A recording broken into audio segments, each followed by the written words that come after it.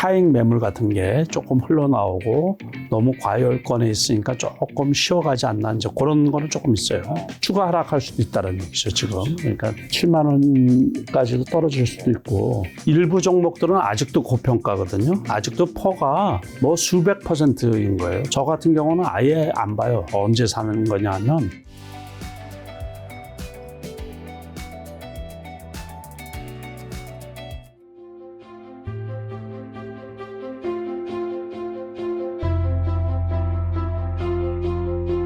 자, 오늘 이제 2024년 5월 이제 마지막 날이죠. 5월 30일. 내일 하루가 더 있네요. 내일 하루가 있긴 있는데 벌써 이제 곧 6월. 이제 무더운 여름으로 이제 곧 가는데 현재 한국 일단 미국 증시 한번 점검부터 하고 간다면요.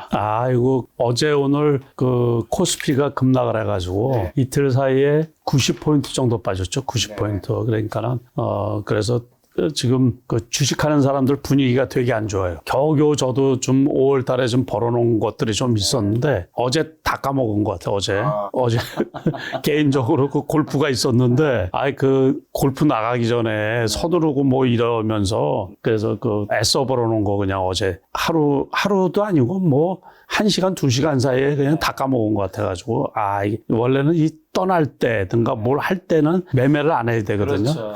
그래야 되는데 욕심이 많아가지고 이 주식한 지 오래됐잖아요. 그래도 욕심을 못 버려서 이 돈 버는 거에 대한 욕심. 그래서 되게 조금 속이 좀 쓰리죠. 나스닥 차트는 좀 이렇네요. 이 나스닥은 요거 보시는 것처럼 17,000포인트 사상 최고 점을 찍었다가 이제 오늘 새벽에 끝난 게 소폭 조정. 소폭 조정인데 일봉 차트를 이렇게 보면 10일선에 이렇게 인접해 있잖아요. 그래서 크게 떨어질 일이 별로 없어요. 그러니까 21선까지는 제가 보기에는 안 떨어질 거고 지금 단기적으로 급등을 했거든요. S&P 500하고 같이. 그러다 보니까 특히 이제 이 시세의 그 핵심 엔비디아가 이번에 급등을 또 하면서 지수를 많이 견인한 게 있거든요. 그러다 보니까 이제 이격이 발생하니까 조금 소폭 조정을 받은 거고, 오늘 밤에도 조정을 받는다고 하더라도 뭐 11선은 깨질 수도 있는데 그렇다고 해서 대규모로 뭐 확 떨어지지는 않고 제가 보기에는 이제 차익 매물 같은 게 조금 흘러나오고 너무 과열권에 있으니까 조금 쉬어가지 않나 이제 그런 거는 조금 있어요. 근데 우리나라 주식은 아시겠지만은 정고점이 2,770포인트대거든요. 근데 여기까지 다 왔었어요. 다 왔는데 여기 2,700 여기가 이제 79포인트 장중에 여기 2,770인데 요 날 여기까지 왔단 말이에요. 그러니까 맞죠? 여기까지 딱 와가지고서 이제 2,800도 넘고 뭐 이제 그러지 않나 싶은데 그냥 여기가 단기적으로는 매물대인지 아주 그냥 깨고서 여기까지 떨어진 거예요, 지금. 일봉으로 보면 그 121선이죠, 121선.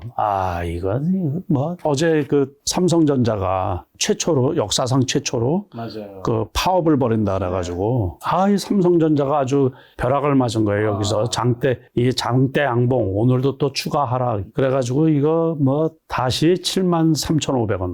이 참 어렵게 참 가뜩이나 여러 가지 악재가 있죠. 지금 엔비디아 테스팅하고 있는데 거기서 탈락을 했다는 소리들이 많이 나오고 회사에서는 이제 지금 진행 중이라고 그러는데 그 일부 그 미국 언론 쪽에서도 탈락됐다는 소리가 나오는데 가뜩이나 지금 이 HBM, AI 칩에서 뒤처지고 있거든요. 요 따라잡지를 못해가지고 조금 전 세계 반도체의 주요 반도체 기업들 중에서는 주가가 제일 지지부진하죠. 그러니까요. 거기에다가 어제 그냥 아주 그것도 파업을 벌인다 그랬더니만 말씀하신 삼성전자 노조 첫 파업의 투자 심리 위축되고 주요 글로벌 투자은행 IBS 인공지능 추천주 명단에서 이제 삼성전자 빠진 것이 악재로 작용되면서 외국인들이 어저께 이제 대량 매도 삼성전자 주가 어저께 3% 정도 폭락했고 오늘도 한 2% 좀 넘게 폭락했단 말이죠. 어떻게 보세요? 그러니까 뭐 이렇게 참 보면 답답하죠, 진짜. 그러니까는 제가 작년 가을부터 그 말씀을 드렸는데 요번에는 그래도 좀 분위기가 좋아서 여기 21선 있잖아요. 일봉 차트로 61선 이거는 이탈을 안 할 줄 알았거든요. 그러니까 한 75,000원, 6,000원 선은 이탈을 안 하고 어제 이건 초대형 악재죠. 초대형 악재. 그리고서 지금 AI 시대인데 여기에서 그 탈락이 됐다고 지금 이렇게 이제 그 말씀하신 거는 되게 인공지능 추천주 명단에서 빠지고. 그거는 아주 중요한 요인이거든요. 그러니까 우리가 반면 교사로 삼아야 되는 것 중에 하나가 스마트폰 시장에서 LG전자가 뒤쳐졌잖아요. 그렇죠. 그러더니만 결국에 거기서 철수를 한 거 아니에요? 맞습니다. 그런 것처럼 물론 이제 삼성전자가 지금 그러지는 않아요. 우리가 그 HBM이 적층 경쟁이거든요. 그러니까 병렬로 해가지고 쭉 하는데 하이닉스 같은 경우는 8단 이 HBM 칩을 납품을 한단 말이에요. 근데 하반기에 이제 삼성전자에서 12단을 생산해낼 예정이거든요. 그렇게 하다 보면은 충분히 기술적으로는 따라잡을 수가 있는데 이제 지금 당장 그렇다는 얘기죠. 당장 그게 가시화돼 가지고 엔비디아에 납품을 하고 그렇게 되면 주가가 회복될 수도 있는데 단기적으로는 지금 악재예요, 되게. 그렇죠. 그러니까 오늘도 지금 종가가 저가잖아요. 종가가 제일 바닥이기 때문에 추가 하락할 수도 있다는 얘기죠, 지금. 그러니까 7만 원까지도 떨어질 수도 있고. 말씀하신 대로 지난 24일에 HBM 발열과 전력 소비 문제로 엔비디아 납품 테스트에서 삼성전자가 탈락했다는 이제 보도가 나오면 주가 약세 보이고 있는데 앞으로 HBM 반도체 납품 이런 것들 뭐 가능할까요? 뭐 사실 할 수도 있죠. 네. 그러니까는 거기에도 그 칩이 계속 업그레이드 되면서 업데이트 되면서 이제 그 성능이 좋아지고 그 좋아진 칩 가지고서 계속 또 테스팅을 하게 되어 있거든요. 그러니까 다음 것들 여기에서 만약에 안 된 것들 신기술로 해가지고 새로 업그레이드 되는 그 칩이 개량이 나와서 한번 제가 보기에는 삼성전자가 또 어쨌든 칩에 관한 그 노하우나 이런 거가 축적이 되어 있으니까는 충분히 따라잡고 제가 보기에는 그럴 거라고 생각이 들거든요. 그러니까 우리가 이제 제가 아까 예를 든 거는 이제 조금 나쁜 례였었고 나쁜 복이었었던 거고. 그렇죠. LG전자 같은 경우는 우리가 이제 대기업체들 중에서 현대 기아차 같은 경우 있잖아요. 몇 년 전만 해도 솔직히 그 되게 조금 불안하고 그랬었거든요. 그렇죠, 그러니까 저가 경쟁에서 조금 처지고 그리고 신차에서는 또 이제 이 글로벌 메이커 기업들 그런 차들한테는 또 떨어지고 막 그랬는데 최근 아주 놀랄만한 그 실적을 발표하면서 주가가 많이 올랐잖아요. 그런 것처럼 이 우리나라 그 기업들 특히 이제 글로벌 기업들 현대나 뭐 삼성이나 이런 데 같은 경우는 그 잠재 기술력이 또 이제 세계 최고 기업들 중 하나잖아요. 그러니까 충분히 저는 시간 문제지만은 지금 당장 조금 어려워서 그렇지만 회복되고 쫓아갈 수 있지 않을까 싶은 거예요. 자, 엔비디아에 HBM 공급하는 거는 SK 하이닉스랑 그다음에 SK 하이닉스의 TC 본드 공급하는 한미 반도체 주가 상승은 이제 그동안 뭐 요 며칠은 떨어졌지만 어쨌든 굉장히 많이 상승했는데 일단 SK 하이닉스부터 좀 어떻게 보시나요? 이날 같은 경우도 이제 갭상승을 하다 보니까는 이제 밀린 거예요. 그 삼성전자 밀리면서 같이 밀린 거고 오늘 그동안에 이제 많이 올라왔다고 하니까는 지수 밀리면서 같이 밀린 거예요. 그러니까 한미 반도체도 마찬가지예요. 그래서 이거는 한미 반도체도 이제 아직은 이격에 있어서 오늘도 그 올라갔다가 떨어진 거거든요, 지금. 근데 이격이 있으니까 조금 좀 쉬어야 되지 않을까 싶은 거예요. 요거 쉰다라는 게 이렇게 많이 떨어진다라는 것보다 이 엔비디아가 그런 거거든요. 지금 엔비디아가 오늘 조금 이제 조정을 받았죠. 그러니까 엔비디아 같은 경우는 6월 7일 날에 액분하잖아요. 10분의 1로. 그러니까는 그거에 맞춰서 엔비디아가 쉬면 요 엔비디아 관련 주식들, 한미 반도체나 하이닉스나 전 세계 주식들이 엔비디아 관련 주식들이 다 쉬지 않을까 싶은 거예요. 그렇죠. 그것들이 안 올라왔던 거는 괜찮은데 전부 다 상승을 했던 것들이거든요. 그러니까는 그것들이 다 같이 쉰다고 보면 되는 거거든요. 그러니까 미국에도 엔비디아 비슷한 2등주들이 있잖아요. 2등주, 3등주들이 있는데 투자할 때 엔비디아가 만약에 조금 쉬잖아요. 그러면 그것들은 20%, 30% 쉬어요. 그러니까는 다른 엔비디아가 결국에 이 AI 칩에서는 대장이기 때문에 그게 쉬면은 국내 주식도 역시 마찬가지고 미국에 이제 그 상장되어 있는 엔비디아 아류들 있잖아요. 네. 그 이등주들 그런 것들도 다 쉬고 있으니까 엔비디아를 계속해서 이제 주시하고 있어야죠. 자, 말씀하신 엔비디아 주가 $1,000 도파고 $1,100 도파고 지금 $1,148. 제가 근데 시간으로 조금 떨어져 있어요, 지금. 저 엔비디아 가지고 있습니다. 300 몇백 프로 10주도 안 됩니다. 아이. 어쨌든 가지고는 있으니까요. 그래. 한 10주도 안 되기 때문에 300%가 넘어도 안 팔았겠죠. 그렇겠지. 그래서 제가 이거 지난번에 그랬거든요. 요번에도 그 760불까지 떨어진 적이 있어서요. 이때가 760불까지 떨어졌는데 무조건 사는 거거든요. 이럴 때. 그러니까 제가 계속해서 1000불 무조건 넘어간다고 그랬는데 아직 안 끝난 거예요. 그러니까 10분의 1로 액분을 하게 되면 더 오를 확률이 있죠. 이제 그러면 뭐 115불밖에 안 되니까는 단순 가격으로. 그러니까는 우리가 시총은 똑같은데 사람들이 살 때 부담이 좀 덜하죠. 네, 덜하죠. 그래서 테슬라가 처음에 이제 5분의 1로 액분을 했단 말이에요. 네. 그러고서도 또 주가가 계속해서 올라가니까 3분의 1로 또 액분을 한 거예요. 그러니까는 역으로 하면 곱하기 5 곱하기 3을 하면 15를 곱해야 돼. 15. 네. 그 원래 가격으로 환산을 하면. 그러니까는 이것도 다시 말해서 이제 액분을 하게 되면 110불 때니까는 좀 더 올라갈 수 있지 않을까 싶은 거예요. 그죠? 네. 단순하게 싸니까는. 그러니까는 테슬라 같은 경우 액분하기 전에 원래 800불, 1000불 뭐 이 정도 했거든요. 5분의 1로 했더니 또 다시 올라가가지고 그 자리가 된 거야. 그러니까 3분의 1로 또 액분을 했거든요. 그랬더니만 그러고서 300불까지 갔다가 지금 170불 정도 하고 있으니까 많이 떨어진 거죠. 고점 대비해서는. 그래서 아직은 뭐 이제 떨어질 거 걱정할 때는 아니고 테슬라는 그때 전기차 시대가 열린다 그래서 그렇게 많이 올라갔던 거고 지금 작년부터 이제 전기차 수요가 급감하면서 전기차 확대에 이제 제동이 걸린 거죠. 그러다 보니까는 잘 안 팔리고 그러다 보니까 가격도 많이 인하하고 경쟁도 또 치열해진 거란 말이에요. 전기차 경쟁이. 그러다 보니까. 그런데 엔비디아는 아직은 독보적이에요. 가격 결정력도 갖고 있고 AI 칩의 98% 이 정도를 차지하고 있거든요. 그래서 아직은 조금 더 상승할 당분간 더 상승할 여력이 있지 않나 이렇게 보고 있는 거예요. 그래서 지금 우리가 모르죠. 이제 원래는 소문에 사고 뉴스에 팔으라는 말이 있어가지고 액분한 다음에 주가가 떨어질 거라고 생각을 할 수도 있는데 이거는 제가 보기에 조금 더 갈 수 있지 않을까 싶은 거예요. 그러니까 생각하면 싸잖아요. 만약에 액분을 했는데 100불 정도 된다든가 100불보다 적다 그러면 되게 싸게 느껴져요. 90 몇 불 막 이렇게 하면은 되게 싸게 느껴질 거 아니에요. 그러니까 조금 그 심리로 더 올라갈 여지가 있지 않나. 그리고 또 매출도 계속 늘어나고 있고 또 이익도 그냥 놀랄 만큼 이렇게 커지고 있거든요. 근데 여기에서 이제 하나 짚고 넘어가야 될 게 액분한다 그러면 액면 분할을 한다는 거잖아요. 그런데 그러면 이거 액면가가 얼마로 분할을 한다는 얘기예요? 내가 물어보는 거예요. 지금 이 미국 주식은 액면가가 없어요. 그러니까는 말은 우리가 액분한다 그러지만은 지금 가격이 그냥 단순하게 이제 한 주당 나누는 거군요. 한 주당 1,140불이라 그러면 그냥 한 주당 1,140불짜리 지금은 뭐 종이 증권이 없지만은 이게 이제 전부 다 저기잖아요. 우리가 이 디지털 증권 그렇게 하다 보니까 수치상으로 저런 건데 과거 같으면은 이 종이처럼 돈처럼 있잖아요. 거기에 액면권 얼마라고 써져 있거든요.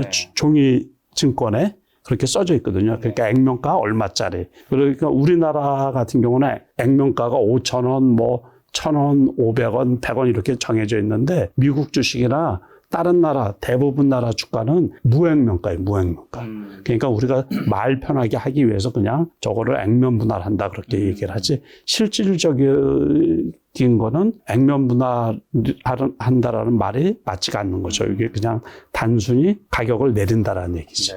주식수는 총 수량이 많아지는 거고 10배로 늘어나는 거고 이 사람들은 그 대신 이제 평가를 할 때 시가총액으로 따지는 거야, 시가총액. 시가총액의 영업이익, 그거를 해가지고 PBR이나 PR을 정하는 거거든요. 그러니까 그것도 상식적으로 알고 계시면 되겠죠. 그럼 이번에 반도체 사이클은 좀 언제까지 좀 지속되는 사이클일까요? 이번에는 미국에서 이제 얘기를 하기를 앞으로 3, 4년 더 지속된다고 그런 얘기를 했는데 일단은 뭐 3, 4년까지 안 가더라도 조금은 더 지속되지 않을까 싶은 거예요. 최소한 지금 AI 시대라 그러잖아요. 그러니까 어쨌든 그 AI 시대가 지금 이렇게 곳곳에 이제 쓰이기 시작을 하는 거죠. 이제 계속 그쪽으로 진화를 하는 시대가 그런 시대가 열린 거겠죠. 이제 그렇게 보면 되죠. 자, 그럼 삼성전자는 사실 하이닉스에 비하면 지금 주봉으로 봐도 뭐 엄청 크게 오른 부분은 별로 없는데 현재는 매수해도 괜찮은 가격대일까요? 제가 보기에는 그러니까는 우리가 과거에 생각하면 이거를 8만 원대 사가지고 고생을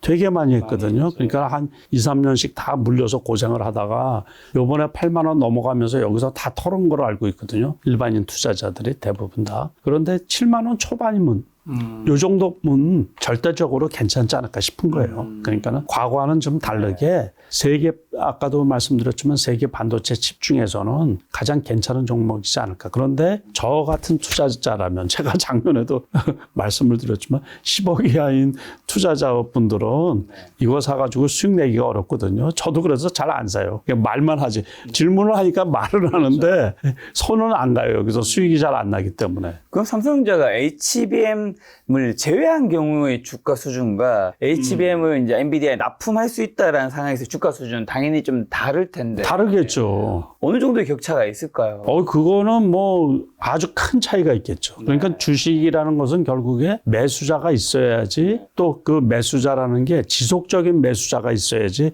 주가가 올라간단 말이에요. 그런데 이거는 만약에 그렇다 그러면 결국에 이제 삼성전자는 국내 투자자들은 학을 띄었잖아요. 좀 학을 띈 부분들이 많이 있기 때문에 이거 거의 국민주 성격인데 골탕을 되게 많이 먹었단 말이에요. 그러니까 우리가 주식 투자를 하는데 돈 버는 방법이 두 가지라 그랬죠. 그 시세 차익하고 배당하고. 그런데 뭐 기업 실적이 떨어지면 배당도 많지 않은 데다가 그렇다고 주가가 올라가지도 않고 그러니까는 투자 메리트가 별로 없는데 만약에 엔비디아에 납품을 하게 된다 그러면 매수세가 전 세계적으로 들어온다는 얘기죠. 결국에 국내 투자자들은 제외를 하고더라도 그러다 보면 그거는 이제 하이닉스 역시 그렇게 많이 올라갈 줄은 몰랐죠. 10만 원도 안 됐었는데 우리가 이제 하이닉스 그 주봉 한번 볼까요? 주봉. 그러면 여기 우리가 다 빤하게 알고 있거든요. 기억이 다 나는데 작년에만 해도 1년 전에만 해도 그 10만 원도 채 안 됐어요. 9만 원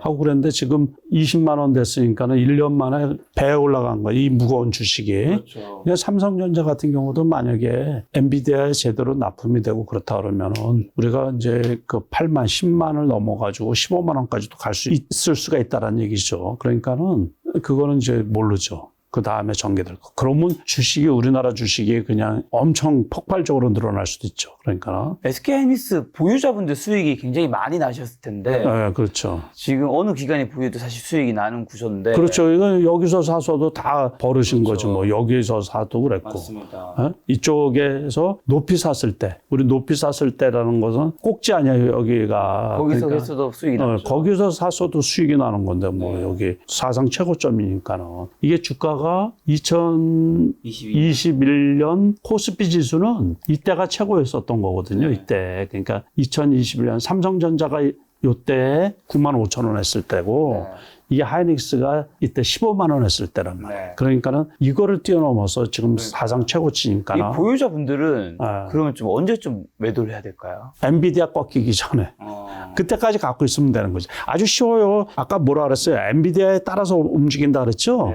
그러니까는 전 세계 그 엔비디아 관련 칩, AI 칩은 전부 다 엔비디아하고 같이 노는 거예요. 엔비디아가 의미 있게 꺾이면 삼성, 다 팔아야지. 그냥 다 팔아야지. 그 전에 파는 게 좋지. 그러니까는 이제 올라가다가 뭐 엔비디아가 자꾸 이제 부딪힌다든가 이제 더 추가를 못 한다든가 그러면 다 팔아야지 이제.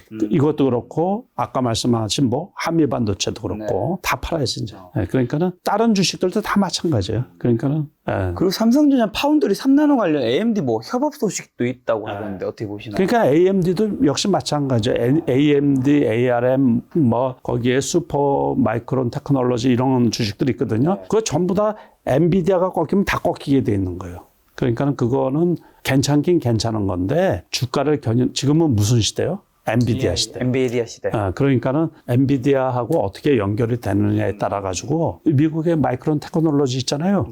그것도 엔비디아에 납품을 하면서 영업이익이 흑자로 전환되고 그러면서 주가가 올라가는 거거든요. 그러니까는 엔비디아가 꺾이면 이 주식들은 다 떨어지게 됐어요. 자, 한국 좀 증시 전체로 와서 글로벌 증시 대부분이 고공행진하고 있고 G2 국가도 올해 수익률 살펴보면 우리나라는 마이너스 수익률을 기록한 브라질, 멕시코 다음으로 사실상 최하위권에 머물고 있는데 왜 이렇게 우리나라만 길을 못 필까요? 여러 가지 요인이 있지만은 그 얘기하다 보면 이제 열받을 수가 있죠. 열받을 수가. 유튜브도 방송인데 원래 이런 표현을 쓰면 안 되는데 투자자 입장에서 보면 엄청 속상해요. 엄청 속상하고 이게 도대체 뭐 때문에 그러나 이제 저도 여러 가지로 분석을 하죠. 근데 이제 일단은 그 성장 동력이 떨어진 데다가 우리나라 그 지수의 가장 영향력이 큰 시가총액 상위 종목들 있잖아요. 그것들이 지금 힘을 못 쓰기 때문에 그래요. 그것들이. 그러니까는 원래 삼성전자가 코스피 지수의 20% 정도 차지하고 있거든요. 근데 이게 죽을 쓰고 있으니까 지수가 올라갈 수가 있나. 저게 제대로 올라가야지 뭐 코스피가 하반기에 2,900 뭐 이렇게 갈 수가 있는데 저게 죽을 쓰고 있으니까 지금 2,600 지금 30포인트까지가 떨어진 거 아니에요, 지금. 그러니까 가장 큰 건 그거고, 그 다음에 작년에 오버슈팅을 해가지고서 시가총액이 큰 게 차지했던 2차 전지 대장주들 있잖아요. 그것들이 또 죽을 같이 쓰고 있거든. 그러니까는 한마디로 올라가서 지수를 견인할 종목이 없는 거예요, 종목이. 그러니까는 투자자들 입장에서 속타고. 그러면서 개별주 떨어질 때 같이 떨어져 버리거든요. 그러니까는 시장이 그러다 보니까는 한국 주식 못하겠다는 소리가 절로 나오고 그러죠. 그래서 MZ세대나 젊은 친구들이 전부 다 해외 주식에 눈을 많이 돌리는 편이고, 거기에다가 이제 그 양도소득세, 그거를 만약에 과세를 한다 그러면 한국 시장은 더 어려울 소지가 있죠. 그래서 참 국내 주식 하면서 저도 올해 이렇게 계속해서 보면 진짜 어려워요. 그 주식 투자하기가, 수익 내기가 되게 어렵고, 억지로 어떻게 해서 조금 수익 낸 거 이제 어제 같은 경우 홀라당 그냥 털어먹고 그러면. 자, 그러면 앞으로 시장은 좀 어떻게 보세요? 앞으로 시장도 하반기도 역시 원래 긍정적으로 봤었는데 조금 그 불투명하죠, 지금도. 그러니까는 하나하나 해제가 돼야지 되는데 쉽지 않아요.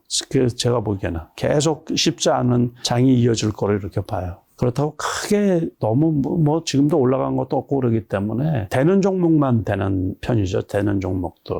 개별주들도 역시 마찬가지예요. 그래서 지수가 지금 이제 또 많이 떨어졌으니까는 크게 추가 하락하지는 않을 거로 보는데 그렇다고 해서 크게 올라가기도 어렵고. 그러니까 결국에 그 박스권 안에서 상단까지 오면 그냥 매도를 하고 하단에 오면 매수를 하고 그렇게 하는 게 좋지 않을까 싶은 거예요. 한 최하단을 봐도 2,500원 안 깨질 것 같고 주거나 사나 뭐 깨질 일이 뭐가 있나. 지금도 제가 보기에는 그 괜찮은 가격대라고 생각이 드는데 근데 종목으로 들어가면 이제 살 종목이 없다는 얘기예요. 그래서 투자하기가 되게 어려운 그런 게. 좀 회장님께서 최근에 좀 주목하는 시장 이슈나 뭐 그런 건 뭐 어떤 것들이 결국에는 그거예요. 그러니까 이제 미국의 금리 인하가 제대로 될 건가 하는 거, 그거 하나 보는 거 있고, 그거 외에는 뭐 큰 악재는 별로 없거든요. 다 노출된 악재들이고, 미국의 대선도 그냥 예정대로 그냥 진행될 거로 이렇게 보고 있고, 그 다음에 볼 것도 지금 그러면서도 그 물가지수 같은 게 계속 이제 높다 보니까는 미국에서 금리 인하가 자꾸 보류되는 게 아닌가 그런 이제 그 염려가 좀 나오고 있거든요. 그러니까 주가가 세게 가지는 못하죠. 그렇다고 많이 떨어지지는 절대로 않아요. 이 얘기가 지금 몇 달 전부터 제가 계속해서 했던 얘기거든요. 그러니까 결국에 미국 주식이 하기가 더 쉬워지는 상황이고 국내 주식은 조금 어려운 상황이고 그러니까 수익 내면 무조건 수익을 실현하는 게 최고인 거예요. 그러니까 여기서는 그 국내 주식은 오래 갖고 가기가 되게 어려워요. 지금 장은. 그러니까 되게 어려운 장이에요. 계속해서.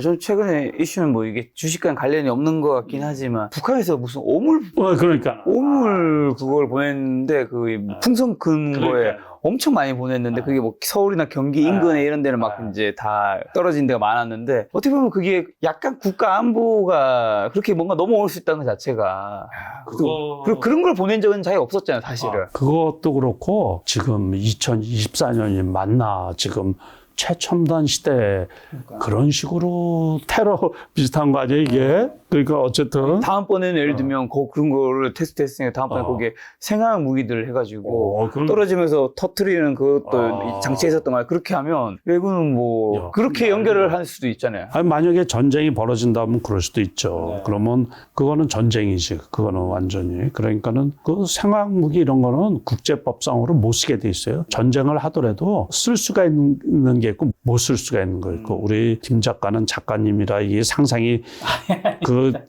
저기 밤에 그거 보면서 그 생각하신 것 같은데. 아닙니다. 너무 근데 저도 같이 뉴스를 들으면서 아니 지금 시대가 그렇죠. 저도 그 생각했죠. 2020년대 무슨 1800년대 전쟁이나 뭐 하던 그런 거 아니에요? 근데 제가 원래 딱 그거 뉴스를 봤을 때 너무 저도 웬 구시대쟁 했는데 그 오물 그 봉투에 그러니까 봉투 안에 오물이 있고 거기에 봉투가 공중에서 터지게 하는 장치도 있었거든요. 근데 그걸 조금 바꿔서 그 안에 생각 그게 있고 시간만 터지게 해서 하면 큰일 날 일이죠. 큰일 날 수. 그것도 수십 개인가 수백 개를 보내는 것 중에 우리나라에 넘어온 거잖아요. 서로 그 우크라이나 러시아도 그렇고 이스라엘 하마스도 그렇고 뭐 그거 우리가 TV로 보면 너무 잔혹하잖아요. 그러니까는 거기 일반 정치하고 전혀 관련 없는 일반 국민들은 어쨌든 이쪽이든 저쪽이든 간에 사람들이 너무 많이 죽어가고 막 그러잖아요. 우크라이나 같은 경우도 보니까는 큰 마트에도 미사일이 떨어져가지고 사람이 죽고 그러니까는 아무튼 그건 안타까운 일이에요. 근데 그런 거는 벌어지면 안 되죠. 그렇죠. 지금 전쟁 얘기 나와서 올 들어 구리랑 금 등이 사상 최고가를 기록한 가운데 미국 월가에서는 원자재 랠리가 지속될 것이란 전망이 나오고 있는데 미국과 중국의 경기 회복, 청정 에너지 전환 등으로 산업 금속 수요가 늘고 있지만 공급 부분 정체에 있어 들어가는데 중동과 또 러시아 우크라이나 전쟁 등의 지정학적 불안으로 안전자산인 금에 자금이 더 몰릴 수 있다는 분석 나오고 있다고 하는데 지금 금값 되게 많이 올랐죠. 앞으로 좀 어떻게 보시나요? 다 많이 오른 다음에 그런 보도가 나와요.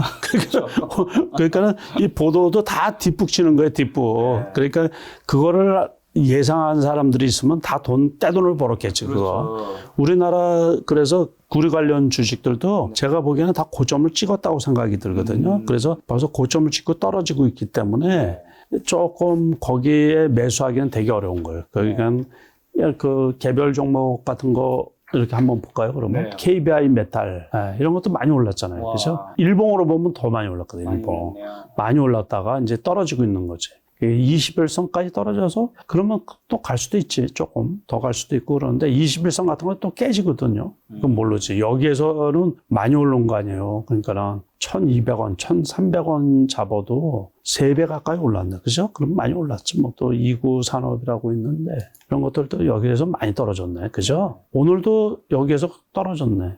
그러니까 전부 다들 이게 이제 보도가 다 뒷북치는 거예요. 그래서 금값도 1년 전에 얘기했으면 괜찮은데 지금은 너무 많이 올라가지고 꼭 그러거든요. 제가 생각할 때는 지들 팔아먹으려고 그러는 게 아닌가 싶은 거야. 지들 팔아먹으려고. 그래서 이제 늦게. 자, 이번에 2차 전지 여쭤보려면 하려고 하는데 글로벌 전기차 시장 불황에 국내 업체 시장 점유율도 하락하고 2차 전지 관련주가 줄줄이 52주 신저가를 이제 기록하고 있는데요. 대표적인 종목만 몇 가지 일단 보면 많은 분들이 투자하셨던 에코프롭도 굉장히 계속해서 지금 주봉으로 봤을 때도 굉장히 많이 떨어지고 있고요. 에코프롭 BM도 지금 마찬가지로 일단은 지지를 못하고 있고 그리고 포스코 퓨처엠도 지금 어쨌든 떨어지고 있고 그 다음에 포스코 홀딩스도 떨어지고 있단 말이죠. 그건 볼 것도 없어요. 네, 2차 전지 관련주 앞으로 좀 어떻게 보시나요? 앞으로도 아직은 의미 있는 반등도 없어요, 이건. 그래서 이거는 지난번에도 얘기를 했지만은 일단은 이제 고점을 찍고서 이렇게 헤드앤숄더 형태로 떨어지든 뭘 하든지 간에 일부 종목들은 아직도 고평가거든요. 아직도 퍼가 수백 %인 거예요. 그러니까는 그거를 떨어지는 거를 사라 그럴 수도 없고 그래서 저 같은 경우는 아예 안 봐요. 그러고서 우리가 기술적으로 보면은 일부 종목들은 완전 역배열에다가 흘러내리거든요. 그러니까 저런 거는 중간에서 매수해도 안 돼요. 그래서 제가 여러 번 여기에 와서도 설명해드린 거 있죠. 5일선이 위에서 누르고 있으면서 이렇게 완전 역배열로 그때는 사지 마라. 이렇게 이제 5일선, 11선, 21선 식으로 흘러내리거든요. 그런 것들은 저가라고 사잖아요. 그럼 지하실로 가는 거예요, 지하실. 바닥이라고 사면 이제 지하도 지하 5층도 있고 6층까지 있으니까는 그럴 때는 이제 언제 사는 거냐 하면 의미 있게 이제 돌아설 때. 다시 말해서 전기차 수요가 다시 늘어나고 있고 요번에도 리튬하고 니켈 가격이 또 반전해서 상승했다 그래가지고 일부 2차 전지 이 스몰캡 중에서는 급등한 것들이 좀 꽤 나왔거든요. 그런데 그거는 이제 메인이 아니기 때문에 일시적인 현상이라고 이렇게 보고 전체적으로는 제일 중요한 게 공급보다 이제 수요가 늘어나야죠. 전기차 수요가 늘어나고 지금 전기차가 이 공급 과잉이고 그러다 보니까 수요가 정체되어 있어서 가격들을 다 인하하잖아요. 그리고 싼 전기차가 많이 나오거든요. 그리고 제가 하나 말씀드리고 싶은 건 이제 세계적인 중국의 이제 BYD라든가 그 샤오미 같은 데서 전기차를 생산해내고 있잖아요. 거기 같은 경우는 들어가는 배터리가 다 어디 거 쓰겠어요? 중국 거 쓰겠죠. 그렇죠. 그러니까 우리나라 2차 전지 기업들이 혜택을 못 받는다는 얘기. 전부 다.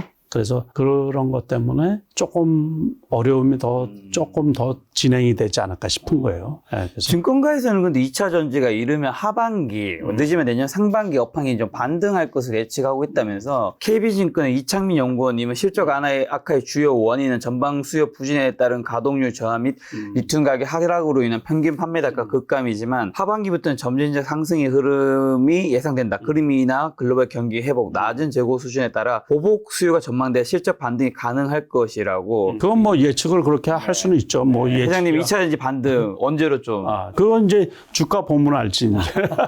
그거 미리 그렇게 할 필요가 없어요. 그러니까 떨어지는 칼날은 우리가 뭐라 그래요? 잡지 마라. 그러니까는 이렇게 하다가 미국의 테슬라가 이제 의미 있게 이렇게 반등을 하고 그러면서 전환이 되면은 올라갈 수가 있을 수도 있겠죠. 그렇지만 아직은 아니다라는 얘기고 거기에서도 뭐 하반기라는 게 6월, 7월부터 시작을 해서 12월 달까지니까는 그 중에 또 그게 또 다 맞으면 또 좋지. 자, 지난 26일에 윤석열 대통령님이 리창 중국 총리와 만나 한중 FTA 2단계 협상을 재개하기로 합의했는데 한중 정상회담 이후 중국의 한한령, 한류 제한 명령이 해제될 수 있다는 기대감이 있는데 한한령 해제되면 수혜받는 업종이 화장품, 엔터테인먼트, 콘텐츠 섹터가 뭐 이제 오를 수 있다라는 기대감에 주가가 좀 오르는 것 같은데 어떻게 보시나요? 지금 띄어져 있는 건 아모레퍼시픽이 굉장히 좀 많이 올랐습니다. 아모레퍼시픽도 거기에 좀 혜택 보는 종목일 수 있고 코스맥스도 화장품 제조회사죠. 그리고 뭐 마녀공장이라는 회사도 있다고 하더라고요. 여기도 굉장히 많이 올랐고요. 이거는 조금 덜 올랐네. 그래도. 어쨌든 가장 대표적인 건 아모레퍼시픽인데 어떻게 보시나요? 엔터, 콘텐츠, 화장품 관련. 이 화장품주들은 지금도 그 스몰캡에서 자꾸 올라가는 종목들 되게 많이 나와요. 화장품주들은 지금 말씀하신 것도 그렇고 이게 전에는 중국에 목맸잖아요. 그 중국의 이 관광객 수도 요번에 많이 늘어났거든요. 개별 관광도. 그리고 실적들도 기업들이 다 좋아졌어요. 그러면서 제2차 이제 어떤 화장품 붐이 일지 않나 그러는데 그리고 이 판매하는 국가, 수출하는 국가가 다변화된 거예요, 지금. 그러면서 그 섹터가 상당히 전체적으로 좋아졌거든요. 지금 종목들이. 그래서 이쪽 종목은 지금도 잘 사면 이제 이 대형주들 말고도 잘 사면은 추가 수익이 많이 날 종목들이 좀 있을 거로 봐요. 화장품이나 엔터랑 콘텐츠 중에서 어디 쪽이 그래도 가장 화장품이 제일 낫죠. 그러니까 엔터는 조금 그렇고 콘텐츠도 좀 그렇고 콘텐츠도 뭐 중국에서 이렇게 하더라도 어쨌든 콘텐츠는 쉽지가 않거든요. 그 중국에서 이제 개방을 하더라도 그렇고 게임주도 역시 마찬가지죠. 그런 쪽도 중국에서 문호를 개방을 하더라도 역시 마찬가지죠. LG생활건강도 많이 반등했네요. 많이 반등했었네요, 이것도. 그러니까 물론 이전에 거랑 생각하면 뭐 굉장히 많이 떨어진 거지만. 이제 그런 시대는 안 오고 이것도 이제 그래도 바닥 대비해서 30만 원에서 그래도 38만 원까지 갔으면 많이 왔네. 고점에 팔지는 못했지만 지금 가격으로는 바닥 대비해서 한 30%인데 이때 산 사람도 있긴 있을 거예요, 그죠? 누군가. 자, LG전자가 또 미국 대형 AI 데이터 센터 유지에 필요한 냉난방 공조 시스템 공고하기로 했다는 소식이 있습니다. 그래서 AIG 수혜주로 꼽힌다고 하는데 이에 관해서 하나증권의 한 연구원님께서 애플도 AI 관련 기대감이 형성된 이후에야 주가가 반등하기 시작했을 정도로 IT 관련 종목 중에서는 시장의 관심이 AI에 집중돼 있어 LG전자가 주목받기 어려웠는데 이번 소식으로 데이터 센터 관련 공조 시스템 공급 이력과 수혜 가능성이 부각된 만큼 분위기 전환에 성공한 것으로 보인다고 하는데 한마디로 LG전자도 이제 AI 수혜주로 꼽힌다고 한다라는 거죠. 어떻게 보시나요? 이제 이날 10% 넘게 올라갔단 말이에요. 그저께. 그러고서 어제 추가 상승하고서는 오늘 이제 소폭 밀렸는데 조금 더 떨어지면 괜찮다고 봐요. 제가 보기에 조금 더 떨어져서 요 정도 이제 5일선 닿고 그러면 추가 상승, 이게 원체 무거운 주식이라 그러니까 외국인이나 기관이 이제 지속적으로 사야지 되는데 과연 그럴 수가 있느냐, 이제 그거는 시장 여건에 따라서 그런 거고, 지금 말씀하신 것처럼 그 액침 관련 주식들이 국내에 몇 개 있는데 미국에서는 그런 일부 주식들이 심지어 700% 정도 올라간 주식도 있고 그러거든요. 엄청 많이 올라간 거죠. 그러니까 결국에 이 전기를 많이 쓰다 보니까는 과부하가 걸려서 그 데이터 센터에 이제 열이 난다는 얘기거든요. 그걸 냉각시킨다는 얘기지, 냉각 시스템. 그러니까 꼭 이것만 볼 게 아니라 이제 대표적으로 대형주가 이 정도로 올라갔다는 거는 이 거래량이 대량 수반이 되면서 올라갔기 때문에 이렇게 며칠 떨어지면 다시 올라갈 수가 있죠. 정상적이라 그러면. 그래서 이런 거에 스몰캡 주식들이 좀 있거든요. 그런 종목은 검색하셔가지고 또 투자의 참고로 삼으면 괜찮지 않을까 싶은 거예요. 네. 자, 지금 두산 차트가 나오는데 두산 로보틱스, 두산 바켓, 두산 에너빌리티, 두산 테스나, 두산 퓨어스, 오리콤 등 두산그룹 7개 상장 계열사 시가총액이 모두 29조 8,600억 정도로 지난 2월 말에는 23조였다고 해요. 그때보다 이제 26.87% 몇 조나 이제 늘어난 수치인데 왜 그런지 한번 여쭤보려고 합니다. 요즘에 좀 두산이 약간 좀 주목받는 것 같아요. 그렇죠. 두산이 그러니까는 우리 다 아시다시피 이제 두산중공업 같은 경우는 과거에 이제 한국중공업이라고 있었는데 그걸 인수를 하면서 경공업에서 중화공업으로 그 그룹 자체를 이렇게 바꾼 거죠. 그렇죠. 옛날에는 그 경공업 했었잖아요. 식품 같은 거 뭐 이런 거 팔고 그랬는데 성공했다는 얘기죠. 그게. 그러다 보니까 주가가 고공행진을 하고 있는데 두산 에너빌리티도 많이 올랐고. 두산 에너빌리티 같은 경우도 원래는 원전 관련 주식인데 이번 원전이 이제 그 동유럽에서 그 수주 받는 것도 있고 사흘에 걸렸다 그러죠. 30조짜리. 그것도 있지만은 이것도 역시 SMR 소형 원전 있잖아요. 그게 또 지금 이 AI 시대에 전력난으로 해가지고 그게 다시 곽강을 받고 있거든요. 말씀하신 대로 두산 에너빌리티가 AI 데이터 센터용 미래 전력 원으로 각광하고 있는 소형 모듈 원자로 SMR이라고 하는 걸로 인해서 AI 수혜 받고 있다고 하는데. 예. 그러면서 이제 이게 주가가 이게 갭상승을 한 거예요, 이게. 그러니까 이게 참 애를 많이 먹였었는데, 이거 2만 원 넘기가 그 하늘의 별따기였거든요, 이거. 그렇죠. 전에도 한번 이게 그동안에 이제 원전 관련주, SMR 관련주가 그동안에도 그 수주를 받고 그랬었잖아요. 큰 그 원전이. 일회성이에요, 이게. 연속성이 저기 돼가지고. 그런데 요번에는 조금 연속성이 이어지지 않을까.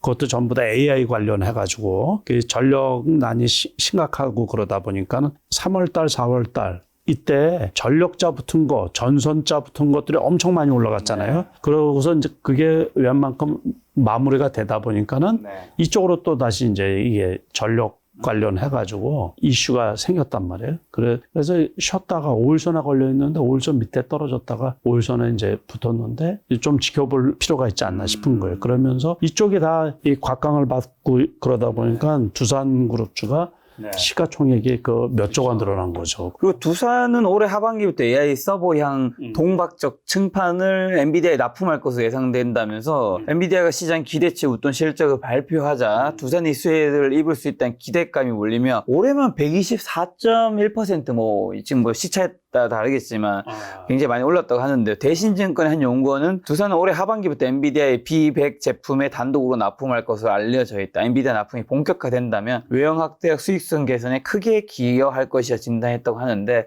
뭐 그런 기대감으로 인해서 앞으로 여기까지 올랐겠지만 앞으로는 좀 어떻게 보시나요? 조금 더 갈 가능성도 있어요. 그러니까 좀 쉬었다가 하고 오늘 지수가 많이 떨어져서 그런 거고 조금 더 가. 이거는 두산은 뭐 아시다시피 두산그룹의 지주회사격이니까는 전체적으로 자회사들 실적도 좋아지고 그러니까는 두산 로보틱스만 하더라도 그 상당히 많이 올라갔잖아요. 상장되고서. 로보틱스. 네. 아직 실적이 가시적으로 나오는 건 아닌데. 월봉으로 보면 3만 원까지 떨어졌었거든요. 3만 원까지 떨어졌었는데 이제 12만까지 갔었다가 지금 한 7만 원. 처음에 한 이 정도 때였네요. 그러니까 3만 원대도 내가 다 보고 있어가지고 그때 좀 샀다가 크게 못 먹고 또 이제 여기서 계속 떨어졌다. 지금 안정적으로 이렇게 가격이 형성되고 있네. 자, 그럼 회장님 지금 하반기 6월이랑 하반기에 좀 주식도 유망 세트 어디고 어떤 주식 지금 좀 사야 될까요? 사기는 뭘 사요. 그때 오는 거로 대응을 하지. 그거 되게 어려워요. 지난번만 해도 뭐 AI라든가 로봇이라든가 반도체 이런 거 이 중에서 사야 된다 계시는데 왜 이번에는 이제 그게 많이 올라버려서 올라간 것들은 다 올라갔죠. 이제 네. 뒷설거지 시기이기 때문에 지금은 개별주 성향이 짙어요. 네. 제가 보기에는. 그래서 엔비디아도 요번에 만약에 액분을 하고서 거기에 따라서 달라질 수가 있죠. 엔비디아가 다시 올라간다 그러면 액분하고서 추가 상승을 한다 그러면 그 관련 주식들이 올라갈 수가 있는 거고 우리나라 거기 말씀하신 것처럼 칩 관련주들도 장비주들 중에서 좋은 것들이 많이 있었거든요. 그러더니만 지금 다 떨어지고 있어요. 다.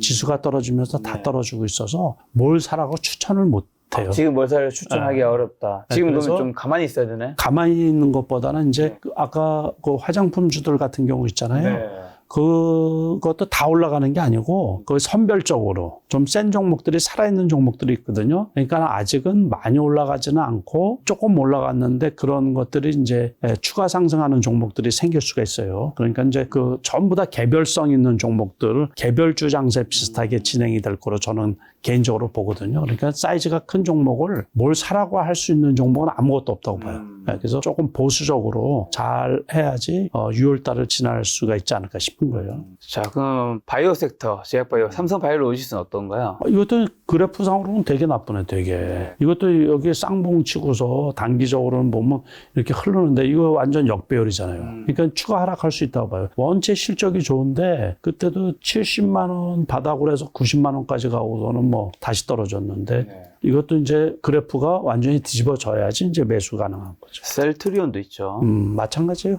이것도 별로 이게 후속 매수가 지금 바이오주들이 별로 좋지가 않거든요. 이렇게. 자, 그러면 네이버는요? 이것도. 네이버 하락세가 다시 또 떨어지고 있네요. 일봉 봐도 이번에 라인 사태도 있고 그러면서 뭐 반등하는 것들이 역시 그냥 지수 밀리면서 같이 밀리는 거예요. 그래서 제가 드리는 말씀 그러니까 뭐 좋다고 살 생각보다 조금 보수적으로 하라는 얘기 보수. 카카오도 똑같아요. 똑같이. 이거 그 7만 원까지 올라가더니만 이게 다시 반토막이 난 거예요. 이거. 엄청 그 속상하죠. 자, 회장님이 좀 좋게 보시는 예전에 좀 좋게 좋아하시는 종목이죠. 현대차 그리고 기아. 이건 떨어질 일이 별로 없어요. 떨어질 일이. 그죠? 다시 12만 원 넘었다가 지난번에 여기서 이제 제가 10만 원 초반 괜찮다고 그랬던 건데 그러니까 다시 12만 원 넘었다가 지수 떨어지면서 조금 밀렸는데 이런 것들은 그래도 크게 많이 안 떨어지거든요. 실적이 원체 받쳐주고 있고 그러니까는. 자, 요즘 안보가 워낙 관심이 많이 갔다 보니까 안보 주에도 많은 분들이 투자를 하는데 하나에어스페이스는 그 다음에 LIG 넥스원도 있고요. 그 다음에 현대로템. 현대로템도 있고 많이 올랐었죠. 그동안에 여기 엄청 많이 올랐다가. 그다음에 한국항공우주 그 다음에 하나 시스템까지 5가지 대표 종목인데 일단 방산주 좀 어떻게 보시나요? 방산주들은 이것도 어느 정도 올라간 상태에서는 고점에서는 이슈에 의해서 왔다 갔다 하거든요. 제가 요때는 또 뭐 인적 분할 얘기가 나와가지고 그 다음에 이렇게 다시 이제 고점을 찍었는데 지금은 조금 애매한 포지션이에요. 그래도 20만 원은 안 깨더라고요. 요즘에는 20만 원까지 왔다가는 또 반등을 하고 그러는데 20만 원은 잘 안 깨더라고요. 그렇게 보고 있고 현대로템 같은 거는 좀 많이 갔고 근데 이런 것들은 회사가 괜찮으니까는 이런 것들은 이제 여기선까지 오면은 무조건 매수해도 되지 않나 싶은 거예요. 지금 가격에서 조금 더 떨어지면 충분히 매수해도 무방하지 않나 싶어요. 그러니까 전체적으로 쭉 우상향한다고 보면 안 되고 지수가 지지부진하고 있으니까 그러니까 이런 것들도 이 정도 떨어지면 그냥 샀다가 어느 정도 상승을 하면은 큰 상승이 있으면 이제 매도하고. 그래서 수익 내기가 전체적으로 그 주식 전체가 되게 어려워요. 자, 요즘에 조선주 어떻게 보시면 현대중공업 있고요. 그 다음에 HD 한국조선해양 있고요. 그 다음에 현대미포조선 있죠. 그리고 삼성중공업, 그리고 하나오션까지 대표적인 5개 종목인데 좀 어떻게 보시나요? 이런 것들은 괜찮네요. 하나오션도 괜찮은 것 같고. 하나오션요? 네. 하나오션. 이 정도까지 떨어졌잖아요. 이 정도는 뭐 괜찮지 않나 싶어요. 이거 29,000원? 29,000원 정도는 오래 갖고 있으면 좀 지수가 회복되면 이것도 전부 다 지수가 회복되면 덩달아서 어느 정도 회복이 되는 거예요. 그러니까 지금 지수가 요번에 단기간에 이제 100포인트 정도 떨어져서 그런 거고 제가 추가 하락은 제한적일 거로 생각이 들기 때문에 저 정도는 좀 괜찮지 않을까 싶어요. 아까 한한령 그 제한이 풀릴 수 있는 기대감에서 엔터테인먼트 섹터도 나왔는데 엔터 쪽은 좀 요즘 어떻게 보시나요? 하이브 주가 요즘에 좀 살짝 떨어졌다가 반등하고 있고 SM도 뭐 예전같이 좋은 장은 아니네요. 아니지. JYP 이거는 아니다. 이거는 완전히 역배열로 해서 CIP가 더 위험하고요. YG 이런 것들도 바닥권에서 기고 있기 때문에 네. 추가 하락은 뭐 별로 제한적인데 제가 보기에 다. 네. 근데 이런 것들도 예전만 못한 게 좀 아쉽죠. 그죠? 근데 어쨌든 이제 하락은 이제 일단락 되지 않았나 싶은 거예요. YG 엔터라든가 아까 SM 같은 경우. 이런 것들도 여기 정도에서는 괜찮지 않을까 싶은 거예요. 그러다가 이렇게 갭상승하면 그냥 팔아버리고. 네이버 인기 검색 종목도 한번 여쭤보려고 하는데 HLB 이거는 지난번에 이제 임상에서 서류를 보충하라 그래가지고서 이틀 한가 맞았잖아요. 그러다가 또 바닥에서는 꽤 올라왔어요. 그러니까 이런 것들은 그 이슈에 따라서 오르내리지 않을까 싶은 거예요. 그래도 벌써 여기에서 이렇게 며칠 정치됐다 그러면 추가 하락은 없을 거고 이게 완전히 뭐 실패로 끝난 건 아니고 서류를 보강하라고 그런 거니까는 그래서 연내 재도전한다 그랬거든요. 그러니까 아직도 어떻게 될지는 모르죠. 일정이. 단기 급락을 해가지고서 여기에서 반발 매수로 어느 정도 올라오지 않았나 싶은 거예요. 자, 그리고 SK 이터닉스 어려운 주식이에요, 되게. 어려운 주식이에요. 네, 그래서 이날은 아마 그 투자사하고 뭐 이슈로 인해 가지고 상한가 갔거든요. 그러면서 여기에서는 또 미국의 글로벌 기업의 그 관리, 그 이슈로 해가지고 급등을 했다가 제가 애를 좀 먹은 적이 있어가지고 여기에서 그래서 이것도 안심하면 안 되고 제가 그래서 이 주식 되게 조금 원래는 이제 그 인적 분할하는 회사거든요. SK D&D에서 인적 분할이 되면서 이때 상장이 된 건데 요 상장된 날만 하더라도 리포터 나온 게 최고로 저평가, 재생에너지 쪽에서 국내 주식 중에서는 최고로 저평가됐다는데 그때 이게 나왔을 때가 5,000원인가 그래요, 이게. 그러니까 이게 이제 첫날부터 해서 이렇게 급등을 했던 거거든요. 하다가 이렇게 왔는데 글쎄요, 저는 여기까지 떨어지면 괜찮지 않을까 싶은 거예요. 떨어지면. 그래서 제가 어떻게 보면 잘하는 주식인데 애를 많이 먹여가지고. 이게 원래는 모회사가 지금 SK D&D라고. D&D. 네. D&D는 쭉 빠졌네. 요거는 이제 건설. 우리가 SK 건설 있잖아요. 그 아파트 짓는데 그쪽이고 그러니까 회사를 인적 분할을 해가지고 이게 원래 기본 회사였거든요. 한 달 거래 정지되면서 그러면서 이제 건설 쪽이니까는 이거는 12,000원, 11,900원. 여기면 바닥이에요. 12,000원이면 바닥인데 그때 이터닉스가 급등할 때마다 이제 따라 올라갔다가 이렇게 한 거고 이것도 갖고 있는 사람들이 애 많이 먹었어요. 그러니까 3만 원 넘었었는데 나오고서 이렇게 이날은 이터닉스가 급등을 하니까는 상한가 한번 갔는데 개파락을 한 거지 그 다음날에. 우리기술. 우리기술은 아시다시피 원전 관련주지 원전 관련주. 근데 이렇게 많이 올라왔잖아요. 그러니까 그저께 일부 원전 관련주가 시간의 상한가 가면서 어제도 되게 큰 기대를 걸었는데 어제 지수가 급락을 하면서 급락했거든. 전환사채 나오는 것도 있을 거예요, 이건. 그러면서 오늘은 그래도 11선 닿았다가 이제 보합으로 끝났는데 이거 쉽지 않은 주식이에요, 저것도. 제가 원체 잘하는데 물량도 많고 그래서 다른 그 SMR 관련 주식들이 올라가야지 에너토크하고 한전산업 같은 게 이틀 급등을 했었거든요. 그때 이제 이렇게 추가 올라갔던 거예요, 이게. 쭉 올라왔다가 너무 단기적으로 많이 올라왔죠. 그러니까 크게 근데 이런 것들은 다른 것들이 올라가면 다시 올라갈 수준이 있죠. 노브랜드. 노브랜드는 상장되고서 이제 지속적으로 하락하는 거죠, 지금. 네. 이것도 전환사채는 물량들이 좀 있을 거예요. 그래서 제가 얼핏 봤는데, 그러면서 이게 떨어진 건데, 단기적으로는 여기서 너무 많이 올라가가지고 조금 더 빠질 가능성도 있어요. 그래서 신규 투자하시는 분들은 조심해야 되잖아요. 그 바닥을 확인한 다음에 신규 상장주들이 이 고평가로 나온 주식들이 되게 많이 있거든요. 그래서 신규 투자하시는 분들은 상당히 좀 투자에 조심을 하셔야 되는 게 막 한 달 가까이 떨어지는 주식도 꽤 많이 있어요. 그 다음에 물량 소화 과정을 거친 다음에 올라갈 때 매수를 해야지. 대한전선. 그 전선주들이 요번에 이제 고점을 다 찍었잖아요. 그러면서 오늘 많이 떨어진 종목들이 꽤 있어요. 대한전선, 대원전선, 전선 관련주들이. 그러니까는 전선 관련주들을 우리가 아까 말씀드린 것처럼 3월 달부터 올라가기 시작을 했거든요. 요거 말고도 삼화전기 이런 거 한번 보세요. 전기차 들어간 거. 이런 것들은 고점 대비해서 별로 떨어진 것도 없는데 오늘도 올랐네. 요거 가온전선, 전선 같은 것들. 가온전선. 네, 이런 것들이 이 바닥 대비해서는 되게 많이 올라갔거든요. 그 다음에 LS 일렉트릭. 바닥에서 엄청 많이 올라갔잖아요. 그 다음에 HD 현대 일렉트릭. 장기적으로 보면 이게 완전히 대장주죠, 이게. 그러니까 이런 것들은 시대 중심주라고 할 수가 있어요. 그러니까 거의 쭉 장기적으로 이것도 보면 작년 말부터 올라가긴 시작했는데 본격적으로는 올해 이제 3월 달부터 이렇게 올라간 거거든요. 이 주식은 가지고 있는 분이 많겠어요. 왜냐면 찾는 분들이 급격하게 오르지 않으니까 그렇게 막 팔고 싶은 그것도 좀 그냥 급격하게 한 번에 15% 20% 오르면 팔고 싶은 마음이 들 것 같으니 좀 덜 들지 않을까. 꾸준히 우상향했네요. 꾸준히 기관이나 이런 데서 꾸준히 사고 그러니까 이런 게 좋은 주식이죠, 이제. 그러니까는 저 전선주들 중에서 스몰 캡들은 대량 거래를 수반하면서 올라갔기 때문에 그런 것들은 이제 일부 떨어지는 종목들이 있고 아까 지금 보신 것처럼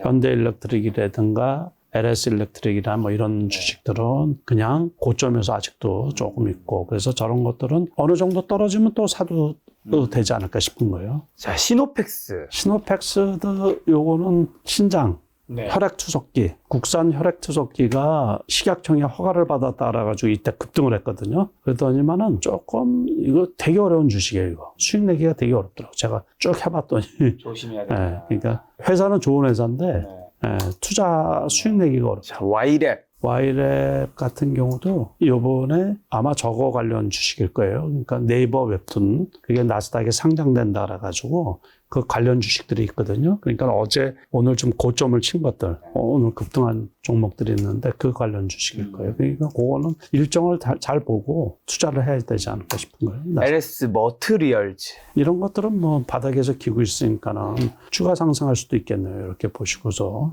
자, 마지막 검색 종목 유니셈. 유니셈도 이날 올라간 거는 아까 말씀하신 LG전자 있죠? 공조. 냉각, 그 관련이라 그러나, 우리는 액침이라 그러는데, 액침 관련 주식이라고 해가지고 이날 급등을 했던 거고, 오늘은 괜히 급등을 했나 보다. 그러니까 다시 다 떨어졌네. 이런 것들은 조금 더 떨어지면 다시 올라갈 가능성이 있어요. 충분히. 어제 대량 거래를 수반하고서 올라갔는데, 어제 산 사람들 다 손해를 봤네. 일찍 산 사람은 괜찮고, 기보유자도 괜찮고, 원래는 칩 관련 주식이죠, 유니셈. 칩 관련 주식인데 이런 것들은 21선은 괜찮은 것 같아요. 21선. 여기에서도 보면 이렇게 많이 올랐잖아요. 그럼 다 떨어지는 거예요. 이날도 올라가면 떨어지는 거. 이게 그래서 우리가 신규 매수할 때는 전에 차트를 보는 거예요. 차트. 이게 전에 올라가고서 계속 떨어지네. 그러면 이게 기분 나쁘죠. 그죠? 그래서 사기 전에 여기서도 올라갔다가 계속 애를 먹여. 이런 건 좋은 주식이라고 할 수가 없지. 그러니까 이날도 올라갔으면 무조건 팔아야지. 만약에 여기서 산 사람들이 있다 그러면 이것도 더 떨어진다든가 그러면 괜찮지 않을까 싶은 거예요. 제가 이거 전에부터 관심 있게 봤던 종목이라 10,000원에서는 괜찮다고 보는 거보다. 자, 그럼 오늘 이제 많은 질문 드렸는데 정리하는 질문으로 지금 현금 5천만 있는 분들은 좀 어떻게 좀 투자를 하면 좋을까요? 지난번에도 질문을 하셨잖아요. 네, 매달 드리고 있습니다. 그래서 그때도 제가 그걸 5천만 원어치 윙이푸드라고 있는데 식품 관련 주죠. 중국 주식. 어떤 종목이요? 윙익. 지난달 그거 5월 달에 뭐 투자해서 수익 나셨는지 공개해 주신다고 했었죠. 생각났습니다. 요 때도 사고 요 날도 사고 그런 거예요. 요 날은 이제 왜 샀냐면 이날 보니까는 이날 1930원까지인가 떨어졌는데 1930원 50원에 샀어요. 그 주식을 왕창 다 샀는데 이날 거의 상한가를 먹었지, 상한가. 이날 떨어졌는데 아무리 살펴봐도 떨어질 이유가 없고 무슨 뭘 관계되는 회사인지 상장을 시키는데 서류가 미비됐다고 그래가지고 유보가 된 거예요. 그러고서 전환사채나 뭐 나오는 거 아무리 뒤져봐도 없더라고. 그래가지고 전날 1950원 거기에서 대부분 다 샀지. 그랬더니 1930원까지 떨어졌는데 시간에 올라가더라고. 그러더니만 그날 그 다음날에 뭐 급등을 했지. 그래서 수익이 20% 이상 났지. 그러니까는 이제 이런 종목도 있고 화장품주들도 있고 그런데 한국 화장품 제조. 그러니까 5천만 원은 큰 돈이라고도 할 수 있고 뭐 얼마 안 된다고도 할 수 있고. 있죠. 그래서 이거 한국 화장품 제조 같은 경우는 이제 이날 갭상승을 했잖아요. 화장품주가 좋다고 해가지고. 근데 이날 떨어지고 이날 또 올라간 게 없어요. 그래서 이날 사가지고서 왜 사셨는데요? 화장품주가 좋잖아요. 화장품주가 좋아. 여기 쭉 보면 이제 관광객이 많이 늘어났고 실적도 좋고. 그래서 이날 갭상승을 해서 상한가를 갔는데 이날 못 샀어요. 근데 이날 올라갔다가 떨어졌는데 올라간 거 없이 다 떨어졌잖아. 그러면 이날 산 사람들 얼마나 속이 상하고 억울하겠어. 그러니까 이날 이제 이 정도는 이격이 있지만은 괜찮지 않을까 싶어가지고 샀는데 이날 올라가고 되게 속상한 거예요. 나한테 얘기를 하면 또 여기서는 좋았거든요. 그래서 이게 이제 단일가 거래가 걸린 거예요. 이제 그 단기 과열 종목으로 단일가 때도 다 샀어. 그랬더니만은 이날 갭상승을 했는데 이 초반에 팔아가지고 좀 아쉬운 게 있지.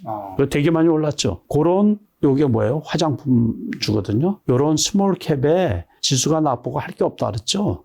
그래서 스몰캡에는 집중하면 종목들이 나온다는 얘기예요. 6월 달에 아까 이제 저한테 말씀한 어떤 쪽에를 콱 사야 되느냐 그랬는데 대형주들은 살 게 없는 거야. 불안하고. 그렇지만 개별주 쪽은 그 와중에도 공부를 하고 이렇게 잘 뒤져보면 살 종목들이 있는 그럼 거죠. 요 윙이푸드 요거는 언제 왜 사셨던 거죠?